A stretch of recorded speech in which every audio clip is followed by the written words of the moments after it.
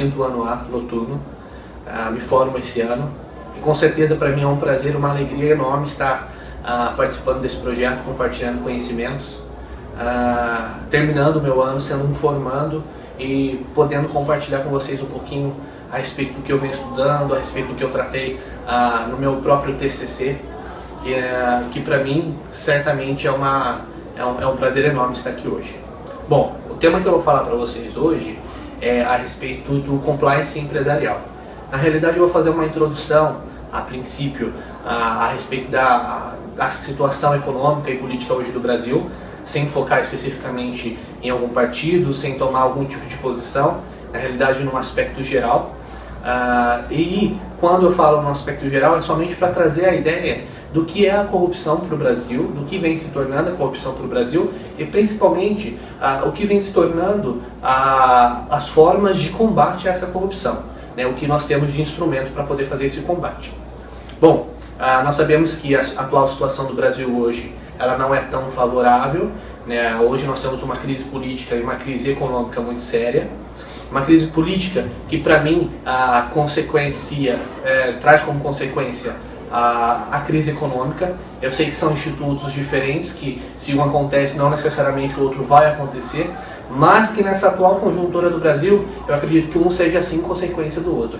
No caso, a crise econômica é consequência da crise política. Com isso, por que crise política, por que crise econômica? Porque nós temos pessoas que infelizmente elas não agem da maneira correta como se espera, né, do ser humano, que agem de uma maneira com caráter, que agem de uma maneira idônea, nos traços das suas relações comerciais, relações pessoais. Nem sempre elas trabalham em prol do benefício do outro, em prol do benefício, por exemplo, da sociedade e sempre, na maioria das vezes, somente em benefício pessoal. Com as práticas desses atos, né, tornando esses atos ilícitos, atos inidôneos, nós temos dentre eles os atos de corrupção. Corrupção, a palavra corrupção, ela tem uma conotação tornar pútrido, tornar podre, ou seja, você pega uma situação que deveria correr da maneira correta, né, deveria acontecer de uma maneira correta, e por um ato de uma pessoa, um ato ilícito, torna aquilo podre. A corrupção no Brasil, na verdade no mundo, não se tem ao certo desde quando ela surgiu. Mas se tem nos estudos históricos e algumas doutrinas, alguns doutrinadores chegaram à conclusão de que a corrupção ela vem desde o direito romano. Ela vem do direito romano se instituindo na sociedade, porque nós tínhamos pessoas que deveriam agir da maneira correta, porque elas têm uma boa fé, a boa fé deveria ser acreditada nessa pessoa, mas infelizmente nem sempre a pessoa age com caráter. O Brasil ele sofreu principalmente, além da influência nacional, que foi não tão grande quanto a internacional. Ou seja, nós tivemos algumas convenções que o Brasil era signatário e que ele ainda é signatário, e nós tivemos dois pontos, né, duas leis que provocaram o Brasil e forçaram o Brasil a ter hoje, por exemplo, a lei anticorrupção. Quais sejam? Nós tivemos o UK Bribery Act, nós tivemos o FCPA, que é o Foreign Corrupt Practices Act. O que essas duas leis fazem? Elas regulavam a situação da Europa e regulavam a situação dos Estados Unidos quanto à corrupção. A UK Bribery Act ela é mais nova comparada ao FCPA, mas o FCPA ele veio sofrendo algumas alterações. Essas leis, o que elas têm de diferente do Brasil? O Brasil, como qualquer outra lei, eles têm uma extensão muito grande de artigos, né? Eles trazem muita subjetividade dentro de um artigo de lei que precisa de uma outra lei para regular aquele artigo. Às vezes é uma eficácia limitada, uma eficácia contida. Uma vez que você tem essas leis e você precisa de alguns decretos para regular, comparado aos Estados Unidos e à Europa, não. Nós temos as leis que elas têm uma menor quantidade de artigos, mas que elas são muito diretas, muito assertivas, objetivas no que elas querem, de como vai ser, de como vai regular a situação de um ato de corrupção, por exemplo. A lei anticorrupção no Brasil, o que aconteceu? Ela foi instituída para que os relacionamentos das pessoas jurídicas com as pessoas públicas, né, com as empresas públicas e sociedade de economia mista, se mantivesse de uma maneira correta. Porque verificou-se e verifica-se ao longo da historicidade do Brasil que quando o Brasil mantinha uma relação comercial, ou uma pessoa jurídica do ente privado, do setor privado, mantinha uma relação de uma licitação, por exemplo, ele pagava propina para poder ganhar essa licitação. Uma vez que ele paga a propina para ganhar a licitação, ele vai agir em detrimento dos outros concorrentes, por exemplo. Ou então, por exemplo, a empresa privada, o que ela fazia? Ela contratava alguns parceiros, alguns terceiros ou prepostos que iam para uma prefeitura, por exemplo, da cidade, solicitar uma certidão, e essa pessoa pagava uma propina para essa pessoa, esse servidor público, para poder obter essa certidão ou mais rápido, ou obter essa certidão da maneira que a empresa queria, da maneira que melhor agradaria à empresa. O que acontece? Com a lei anticorrupção, foi trazido à baila, foi trazido à tona a responsabilidade objetiva das pessoas jurídicas. O que seria isso? A responsabilização de uma empresa, independente da oferição de culpa ou não. Independente se você vai analisar se a empresa teve culpa ou não, ou intenção ou não de ferir o ente público.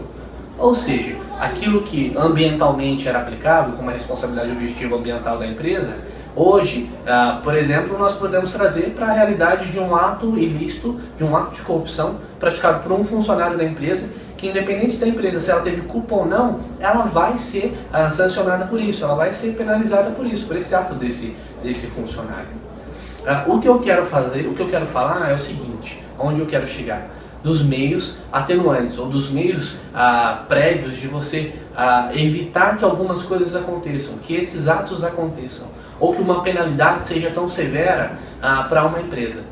Dito isso, o que eu quero falar é a respeito do compliance. A palavra compliance, ela é um termo em inglês, mas que no Brasil ela vem sendo muito bem implementada e utilizada por todos os empresários. Ela significa, comply em inglês, significa estar de acordo com.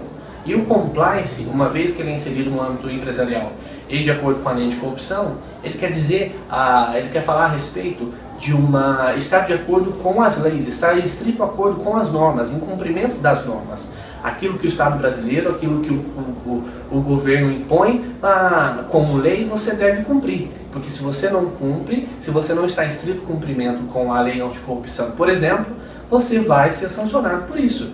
E também os atos praticados por quem você contrata, ou seja, você tem que ter responsabilidade por quem você contrata, você também vai se responsabilizar por essas pessoas, pelos atos dessas pessoas. Então, a responsabilização que ela traz é no âmbito civil e administrativo. No âmbito administrativo, a indenização, ou seja, a multa que a empresa pode... Desculpa, não é indenização, é multa. A multa que a empresa pode sofrer é até 60 milhões de reais.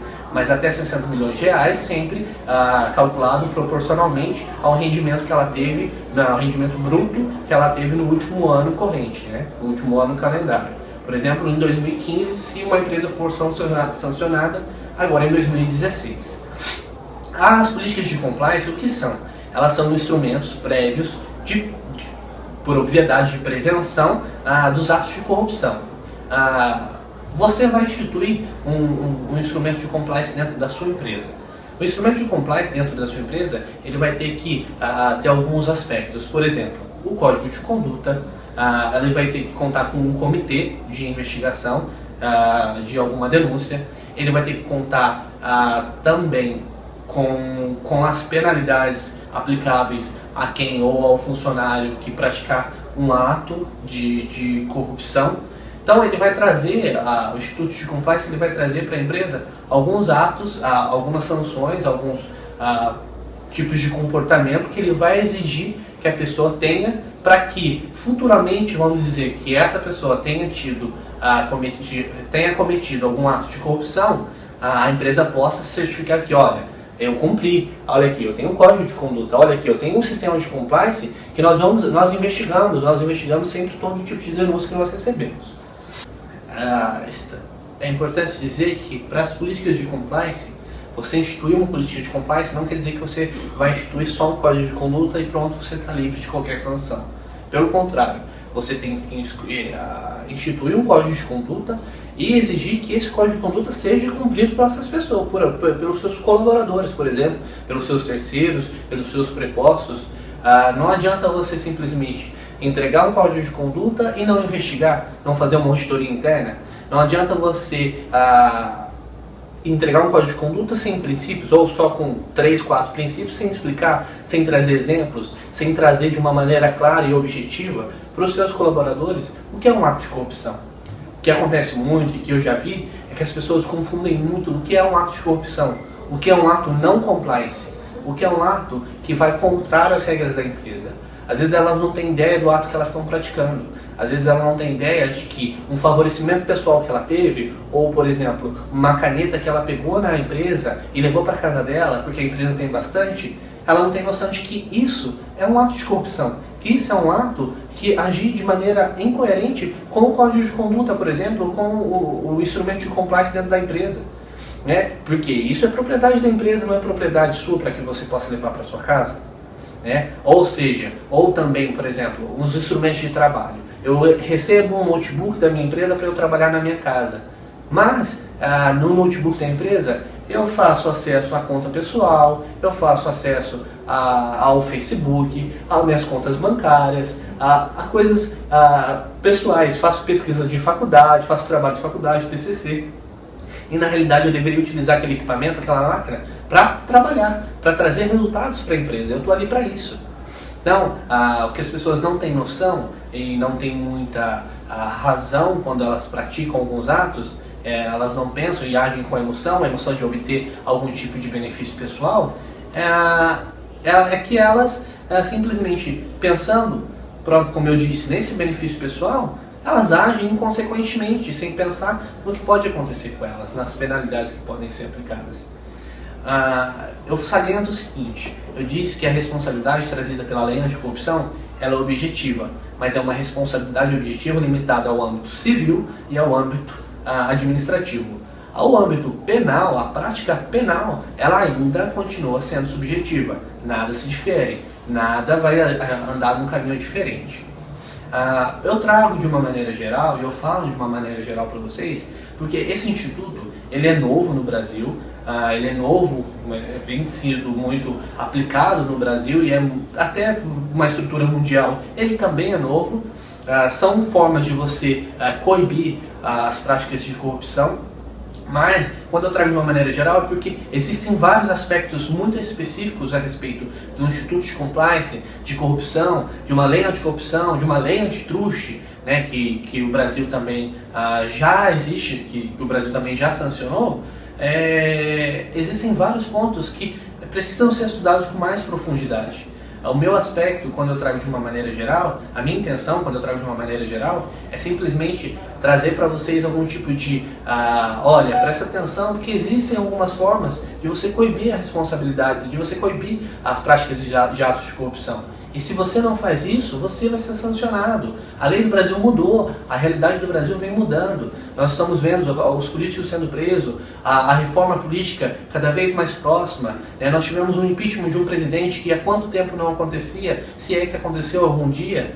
Então, assim, é importante que nós tenhamos ciência de que todos os atos que nós praticamos no âmbito empresarial, é necessário tomar um certo cuidado, como a gente também toma cuidado aqui fora. Por exemplo, respeitando um código penal, respeitando um código de processo penal, quando você está dentro de um processo, respeitando um código civil, um código de trânsito, um código tributário.